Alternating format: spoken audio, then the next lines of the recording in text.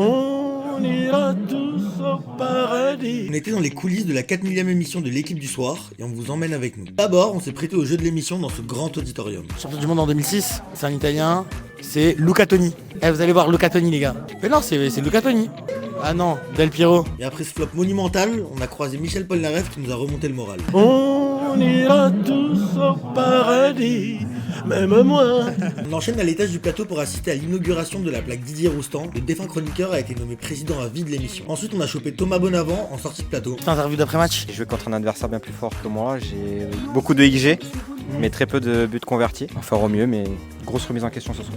Bon courage pour le suite de la saison. Puis on en a profité pour se perdre un peu dans les couloirs. Je savais pas qu'il y avait une salle VAR à l'équipe du soir. Regardez-moi ça, les deux écrans, il y a tout. Non, plus sérieusement, on est dans la régie de la 4 millième de l'équipe du soir. Si je touche un bouton, je fais tout péter. Dites-moi dans les commentaires si vous voulez que j'appuie sur un bouton. Et quand on a vu la salle maquillage, on n'a pas résisté une seconde. Qui sont les plus relous? Avant, il y avait Karine Galli.